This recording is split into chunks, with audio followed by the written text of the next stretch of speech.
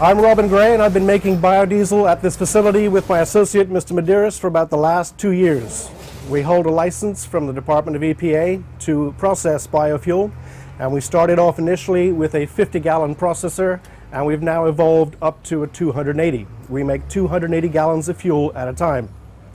In Bermuda, all the restaurants are required to change their oil every so many days, and we end up with this little plastic bucket here, which is put out on the side of the streets or taken down to Tynes Bay for disposal. And this is how the cooking oil arrives in Bermuda, normally in little cardboard boxes. And after it's been used, I think they can use it for up to about 4 or 5 days before they have to replace it. And it goes into these little containers here when it is disposed of. We can collect these containers. We put them through an initial filter, which is a 300 micron filter. It starts down here in this tank. And into this great big funnel, we pour all of our cooking oil, and that removes all of the chunks, little bits of French fry, and anything else that might be there in the fuel. It's then allowed to settle, and any really fine debris precipitates out of it. And from there, we put it through a 15 micron filter before it goes into our main processor here, which is actually a tank capable of holding 600 gallons. We do 280 at a time. In the little small tank over here, we put 55 gallons of methyl alcohol. We mix that with about 7 kilos of potassium hydroxide, and when those are all thoroughly mixed, this mixture is put down through the large pump you see in the corner there, and it's injected into the oil as it's being circulated around by the pump.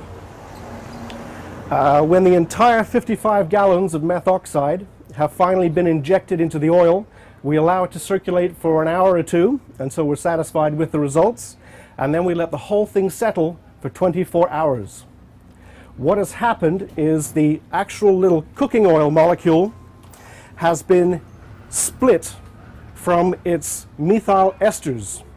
A cooking oil molecule is basically a molecule of glycerin surrounded by 3 methyl esters. This methoxide, what it does is it catalytically cracks the cooking oil into its component parts, the methyl ester and the glycerin. The glycerin can be used in the industry for making soap. We've made soap here. It's very successful, works really well, has a good lather, good properties. We've also used it to make fire logs. You can mix that in a milk carton with a few sawdust shavings from across the street from the shutter shop there, and we've made up fire logs with it. And we also can use it just as it is, as a degreaser and to clean paintbrushes. It's very effective for that.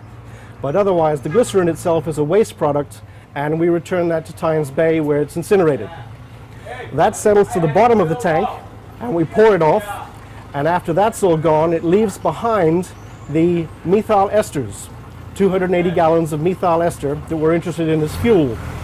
As it is, this is quite caustic, so it's then washed with water until a pH of 7 is reached, until it's completely neutral, and then it's put into the final tank where it is dried, and then from there it goes into the end tank where it's ready for distribution. It then goes through 2 more filters and straight into any diesel vehicle capable of using diesel fuel. Most diesel engines are capable of using it 100%. A lot of people will mix it as well. As little as 5% biofuel into a tank of regular diesel fuel adds a great amount of lubricity back to the diesel, and it also helps it burn cleaner with less smoke, and it helps the engine run with less vibration. Diesel or biofuels have been around for a long time. 1800s, a fellow called Rudolf Diesel, back at the Paris World's Fair, developed an engine, a heat engine that he ran on peanut oil. The reason for it is he figured every farmer could grow a few acres of peanuts, extract the oil, and then have the fuel required to burn in his diesel engine. With the advent of gasoline, diesel was one of the byproducts from the extraction of crude oil, and the diesel engine was then evolved to run on diesel fuel. But there's no diesel engine in Bermuda that cannot benefit from or run on biodiesel, which is what we make here. Anybody have a diesel car? diesel truck. Yep, one. And that's pretty much it in a nutshell. And this is the footprint. This is all the space that's needed to make. This is the footprint. Yeah. Obviously, we could probably make it more lavish if we had a little more space, a little more room. Yes. And but this is all the room we require to process 280 gallons of fuel. It takes us almost a week to process that much fuel, Yes. and we go through it in about a week as well. Okay. How many times is it filtered altogether? It's filtered once when it goes into the first tank. Yes. It's filtered down to 15 microns when it goes into the process tank. Yes. It's filtered down to 5 microns when it comes out of the finished tank, and then down to 2 microns on that ray core before it actually hits your fuel tank. Okay.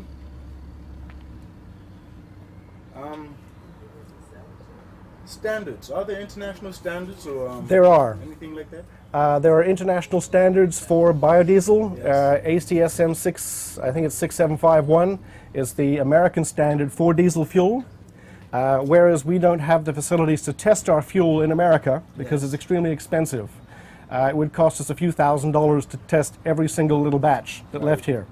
Yes. So we actually use something called the flip test or the pH lip test, which is an indicator as to one, the quality of the fuel and the correct pH of the fuel, and we normally test every other batch to make sure that it is good. We also take great precautions to ensure that we don't take any shortcuts with it, because obviously the end result is for the consumer. We want to make sure that the fuel that everybody receives is good. Okay. Have you had any issues with mechanical problems with any vehicles? There are a couple of vehicles that I would not recommend the use of B100 in. A few diesel engine manufacturers still use old-fashioned rubber parts in some of their injection pumps and in some of their fuel lines. Yes. And to the best of my knowledge, every diesel engine in Bermuda could run up to about 20% biodiesel with regular diesel in their tanks. Okay.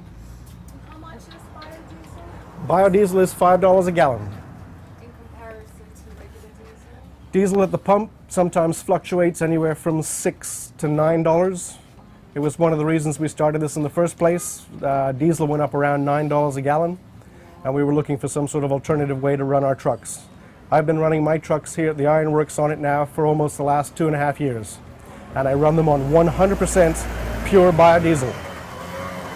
In terms of performance, you will not notice any difference in performance between running your vehicle on regular diesel and on biodiesel. It'll run a little cooler, it'll run a lot cleaner, the engine runs more smoothly, and if anything, as you go down the road, your exhaust smells a bit like French fries. And if you had to pay for this oil, pay for a source of it, then of course that would increase the... It would increase the price, yes. But for the most part, if you take your oil down to Tynes Bay, they will charge you almost $3 a container to dispose of it at Tynes Bay as they weigh it in. I will accept oil here that is not contaminated. People just bring it around and drop it off. So do you test the oil that you're looking to accept, and Yes. how do you do that? The first test we do is visual. We have a good look at it, make sure it's all one color. If it contains anything in the bottom of it that looks like mayonnaise or slurry, we normally reject it right away. Right after that, we then blend all the oil together so that really heavily used batches blend with not so heavily used batches, and then the whole mixture, once this container is filled with 280 gallons of oil, we titrate it. Titration is a chemical process that we use to determine the amount of free fatty acids in the oil that tells us how much caustic we will have to add to it in order to get a complete conversion. So every little batch is tested chemically before it's processed to ensure that we do have a thorough conversion. And do you advertise to the hotels and restaurants that you have this facility available? For the disposal of oil or for the fuel? Both. It's mainly gone by word of mouth. We've grown, as I say, from making 50 gallons a week to now making almost 280 gallons and selling it a week, just simply by word of mouth. And how is biodiesel chemically cleaner, because we're not deriving the oil from the fossil fuels? One, when it's burnt, it contains no carbon emissions. The actual amount of CO2 that is produced by the biodiesel when it burns is usually absorbed by the next generation of crops when it's grown to produce the next batch of oil, rendering it what they call carbon neutral. Whereas with diesel, it just burns. It just burns. There's an awful lot of soot that comes off from regular diesel fuel, a lot of carbon, and also the CO2 that is produced basically saturates the atmosphere. Are there any boat owners in Bermuda that are using biodiesel? We have had the Sea Dragon, which was the environmental research ship that came to Bermuda, fill up with 250 gallons of biofuel because they run that boat exclusively on that. Okay. But the biodiesel itself, unless you use it fairly quickly in a boat, is anhydrous. It will actually absorb small amounts of water. So on diesel engines in boats that don't tend to get used that much, Yes. you could run into a little difficulty with that over time if you don't use the biodiesel in your vessel. In your car, not such a problem because you do go through a tank full of gas normally in 1 or 2 weeks. Yes. But if you put biodiesel in a boat over a year or two, it will absorb a little bit of water, yes. Doesn't matter the engine size. Not that I'm aware of. Okay. I had one little guy come here who sells coffee in a funny little red truck, and that's a tiny little 2-cylinder diesel engine. He filled up on it and drove away very happy. And I think about the largest vehicle that I put it in now is water trucks.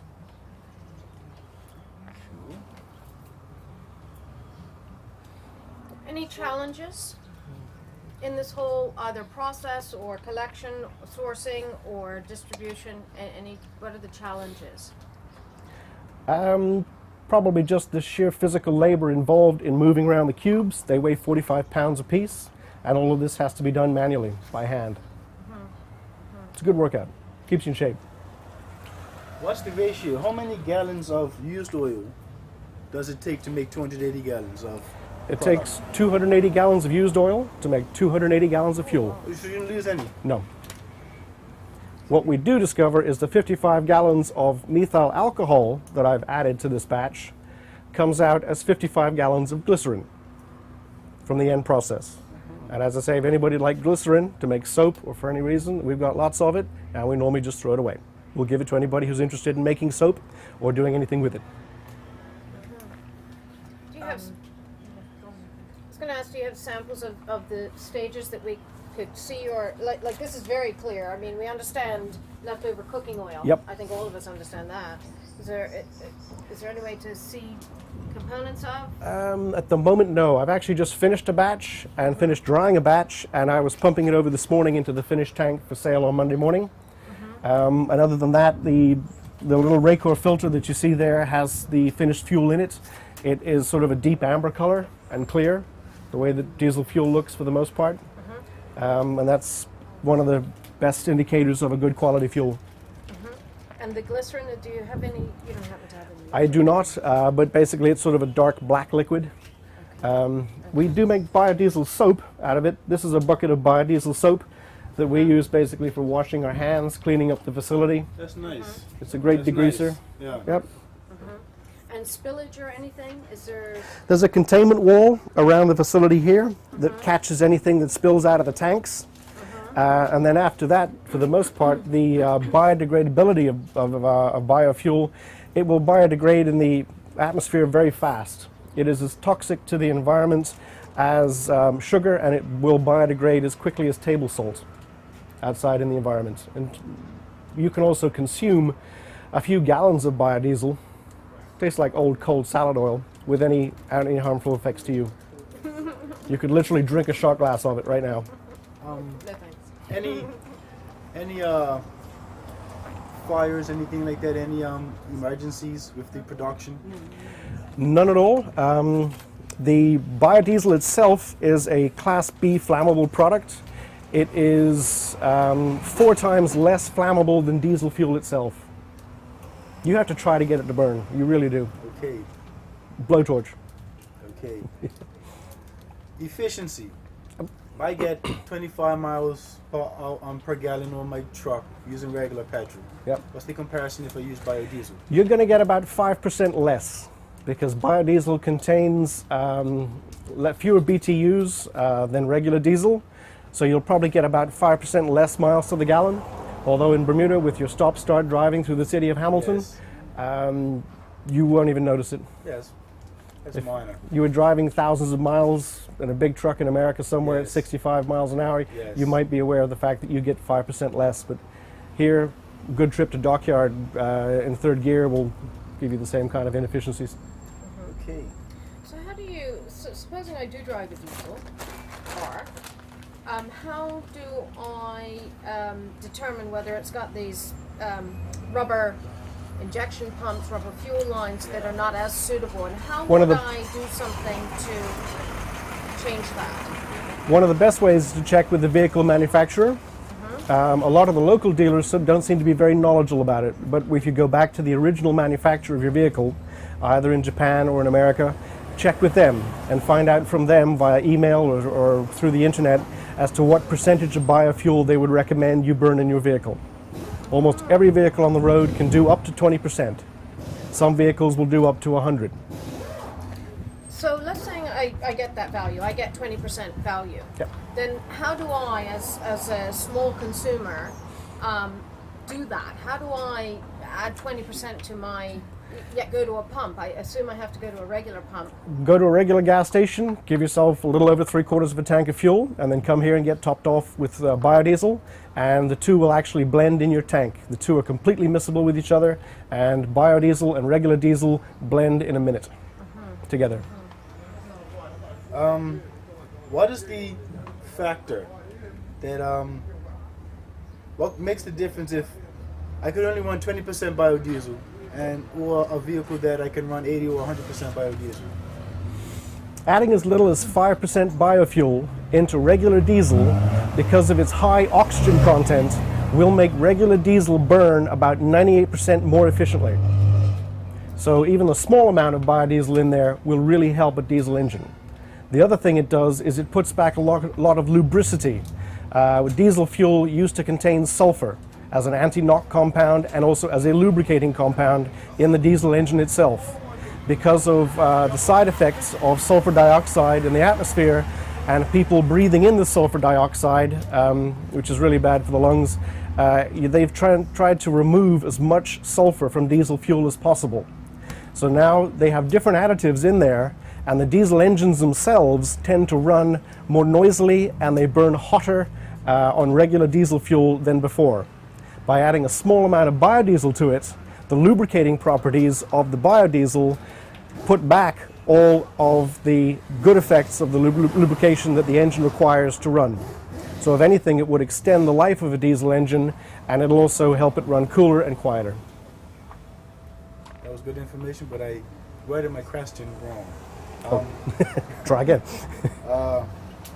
Why is it that some vehicles can only run 20% biodiesel and other vehicles can run 100?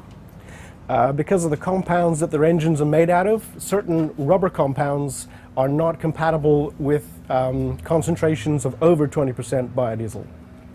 So rubber is what gets in the way if you have rubber parts? Rubber, yeah. Okay. A lot of the Japanese manufacturers have been using a nitrile compound, which is resistant to biodiesel. A few of the European manufacturers are still using the cheaper rubber compounds in some of their components. What's the alternative? Not being a mechanic. The alternative is to To rubber. there's different type of nitrile compounds that can be used that have similar properties to it for gaskets and for O-rings and that kind of thing. A mechanic. I always recommend you check with the vehicle manufacturer. It's always the safest. So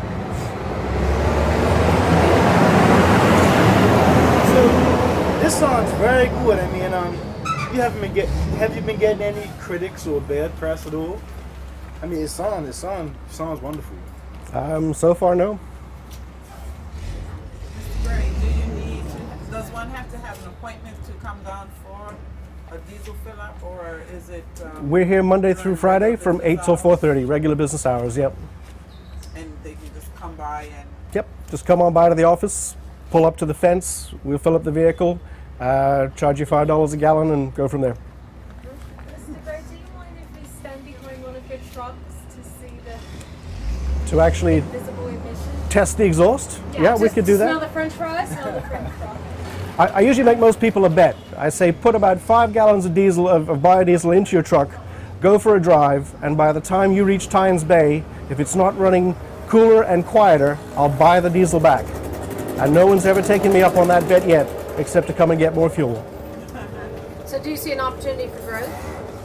I do. If there's demand for it, it will be necessary to increase the production of this facility in order to make up with demand. And do you anticipate any difficulty in obtaining a source to meet that? Unless all the restaurants in Bermuda suddenly go out of business. No. You I don't think so. there's- So you think you're only tapping a small proportion I'm of the certain source? we're only tapping a very small percentage of the source of oil. Okay. If you look at every restaurant in Bermuda, they'll probably go through anywhere from 2 to 6 of those containers a week. And then if you look at the number of restaurants, got a phone book, grab the yellow pages, Yes. and see how many restaurants there are. Right. When you do the first filter to remove the more visible debris, what do you do with that? That goes right in the trash. It's mainly little bits of French fry and food particles that were in the oil. It doesn't matter if the oil was used to cook fries or chicken or fish. It only matters at the tailpipe, because we discovered that if you get some really good oil from down the Black Horse, it smells like fish. Okay. If you get it from the walk in town, it smells like egg rolls as it burns. Okay. Good advertising for the restaurant. Yeah. It's a really, really good operation you have here, sir. Thank you. Yeah. Good, thanks. It's still evolving. Yeah, I imagine.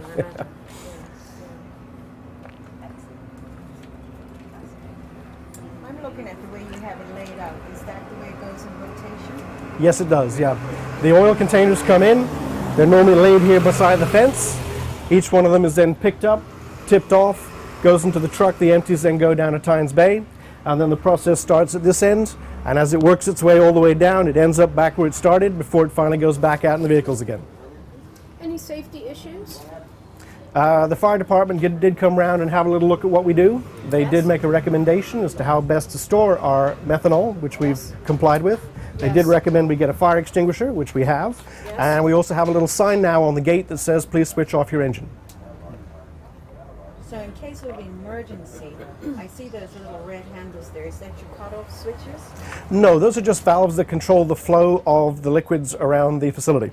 So where's your emergency for shutting down? The main actual switch for the pump is down here at this end, away from the processor, so that if we need to switch it off for any reason, we can do so, And it switches everything. and it switches everything off. Yeah. And do you run this system on biodiesel? Meaning the Yes. power required. Yes. It would be nice if we did, but I'm afraid we do not. You're But, using our local power plant. Yeah, we are indeed. I am also an advocate of wind technology. I do have large vertical axis wind turbines, and I guess it's an idea down the future to put one up and try to run the ironworks as well as this facility off of wind energy as opposed to off of Belco energy. How much watts or amps does the motor use? How much current, how much power are you using to process it? Do you have an idea? The main pump is a 3-phase motor, so it uses less power than most single-phase equipment. Yes. And it is a 1.5 horsepower 3-phase motor that runs for approximately 1 to 2 hours every week. Okay. It's not that bad. I think most people's swimming pools use about 100 times more power than this Yes. facility does in the course of a week.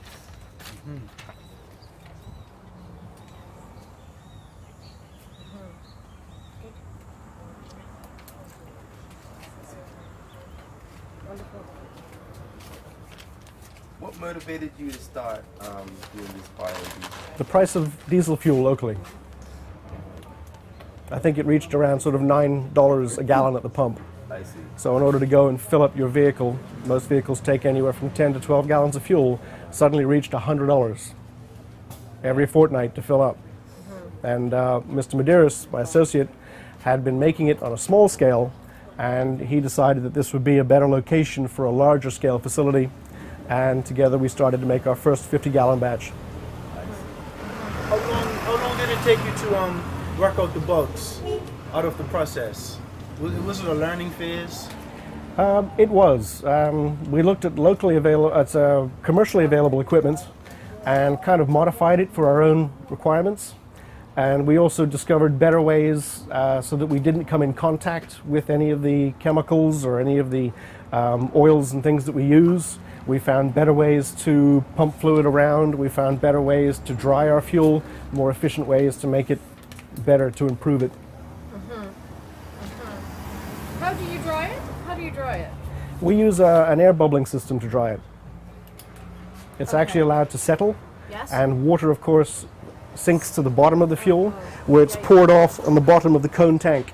All right. The actual shape of the tank is part of the whole process as to why it works so efficiently. Same thing with the glycerin in this tank. Because the glycerin is heavier, it sinks to the bottom, and from that we can actually draw it off because of the shape of the tank. A lot of people think we're back here making moonshine or something, but really it's not the case. If someone wanted to do something similar and start this and set it up, how much would something like this cost to put in place? I believe that there are commercially available systems that you can purchase. I'm not too sure of the cost. I would probably look online for something. Oh, you built this yourself? Yes. Okay. Everything here is home built.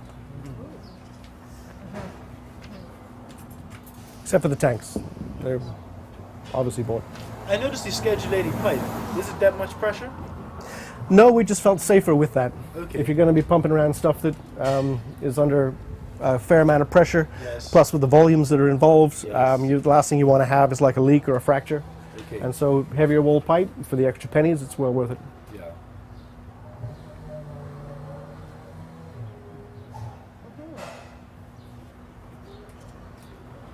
Does it corrode? Biodiesel itself, no. It is aggressive against, as I said, rubber, Yes. rubber compounds, things like that, certain plastics, but no. So it wouldn't damage my tank or anything in my engine at all? Nope. Okay. It's not corrosive. Sorry. I think we've probably got about 3 or 4 dozen customers who come and see us on a every other week. Yep. Yeah. Yep. Because being a diesel, you don't have to fill up quite as much. You fill up maybe about once a fortnight for most diesel trucks. The diesel fuel itself, as I say, is completely pH neutral. You Yes. can get it on your skin without any problems. It just feels a bit oily.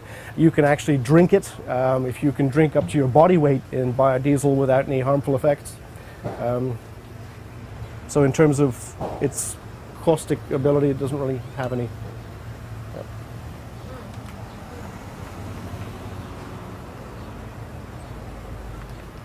I'm just standing here thinking about the cars. Would you be able to at any time create gas with the cars?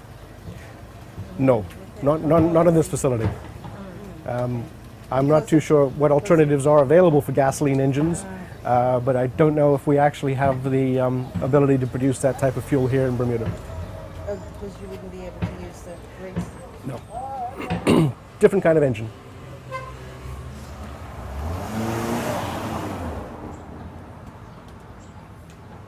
Are there any other questions? No?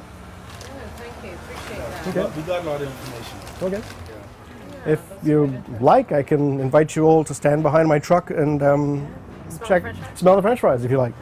Yep.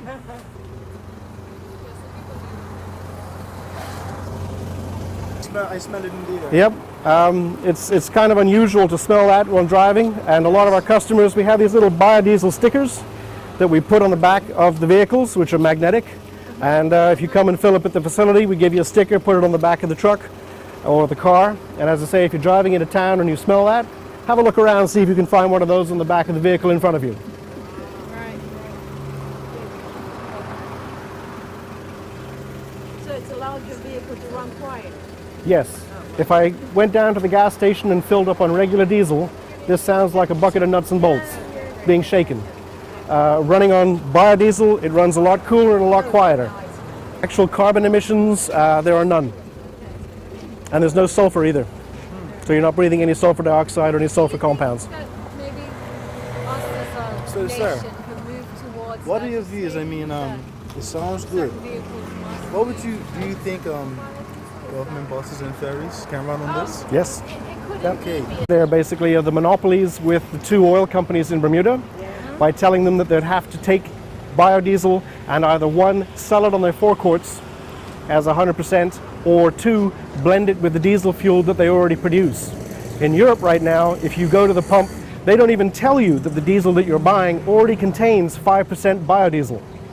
You're not even aware of it. You'll go into a gas station in Europe, you'll fill up, and there's already biofuel in there. In America, they do it a little differently. They tell you if you want it, you go to a separate pump. They can either blend it in with you or give you 100% biodiesel in some locations.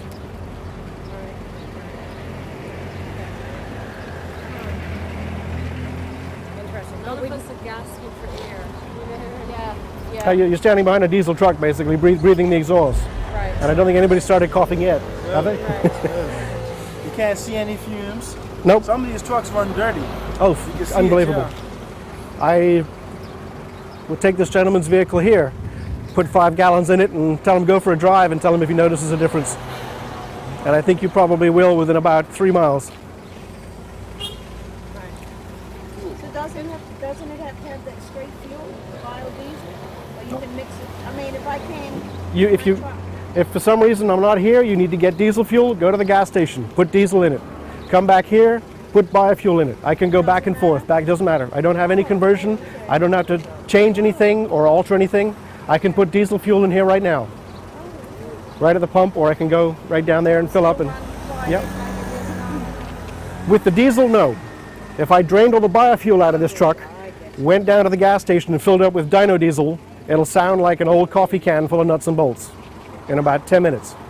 Come back here, put about 3 or 4 gallons of biofuel in it, sweetens it right up, quietens it down, makes it run beautifully. So mixing it would still be... As Mixing it's fine, yep. No, I mean the sound. If I mix the two. The more I put in, the quieter it gets. Yeah. What I was truly hearing from you is check the manufacturer to see what proportion Yes. you can Yep. reasonably do, Right now, and that they will still guarantee. oh yes, because normally a lot of manufacturers will say, okay, up to 20% is what they would recommend. Several will also say, oh, you can go with this vehicle on 100. Like these two here, I've both been running these on 100% biodiesel for the last 2.5 years. And what's that, Toyota? That's a Toyota, and this is a Mazda, yeah.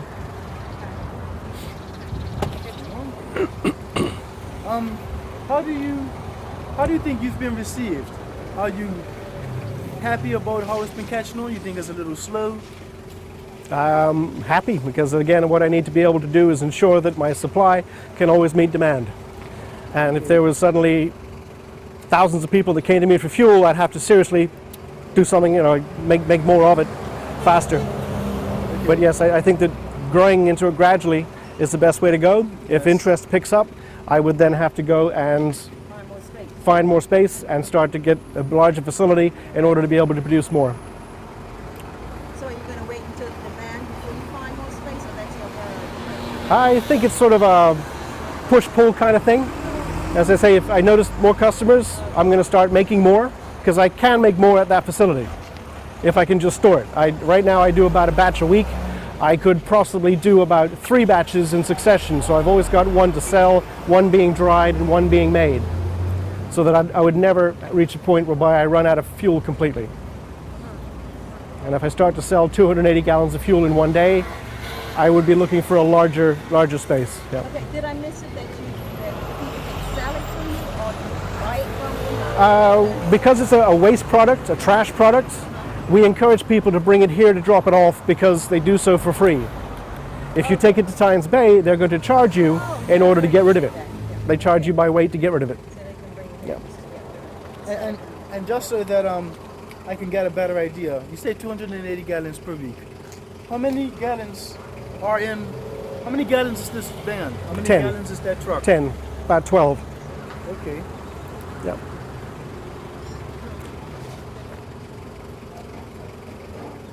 Most trucks are 15 gallons or less? Between 10 and 15, yeah. Okay. Yep. Cool.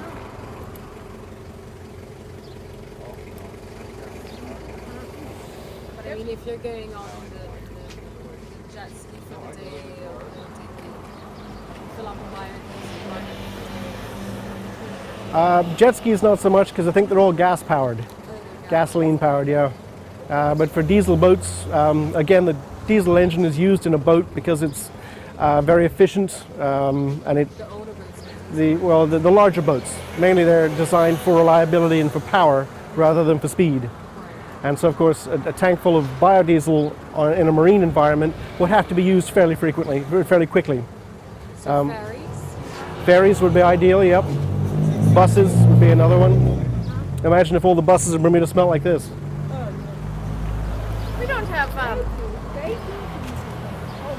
Ferries and boats. All the buses are diesel, So you're yes. saying yes, could be. But if they were biodiesel, Okay, now, we have a number of teenagers on bikes, but they're all gas, aren't they? that is true. All gas. Okay.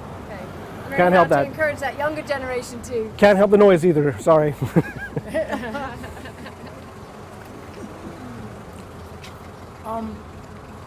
There are the reverse osmosis plant. I think Belco. Yeah. Other facilities have diesel engines. Yep. This technology will work in those types of engines as well. If it's a diesel, there's no reason why it wouldn't. Okay.